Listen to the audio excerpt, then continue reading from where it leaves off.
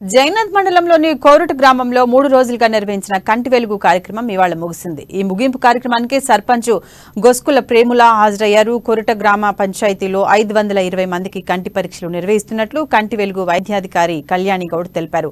150 మందికి కంటి అద్దాలు పంపిణీ చేశామన్నారు. 52 మందిని శస్త్రచికిత్స కోసం రిమ్స్ ఆసుపత్రికి రిఫర్ చేశామన్నారు. పరీక్షలు చేసుకున్న 56 మందికి ప్రిస్క్రిప్షన్ అద్దాలను 15 రోజుల్లో అందజేస్తామని తెలిపారు. కామాయి ఎన్ఎం సునంద కోరట గ్రామంలో ప్రతి ఒక్కరూ కంటి పరీక్షలు చేయించుకునే విధంగా ప్రజలను చైతన్యం చేశారు. ఇందులో camp supervisor Akhtar Hussain, camp DEO Gangamani ఉన్నారు.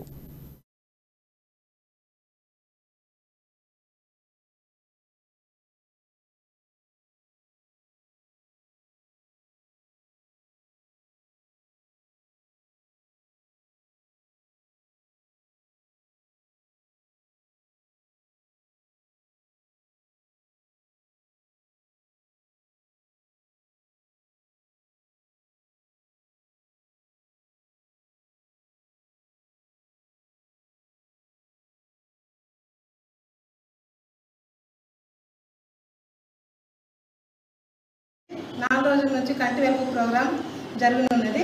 ఈ రోజుకు లాస్ట్.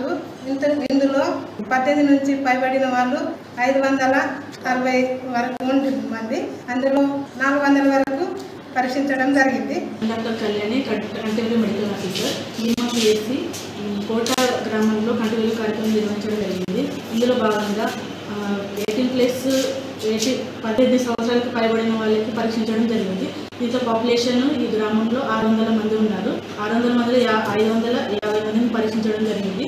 దీంట్లో సర్జరీస్కి 52 మందిని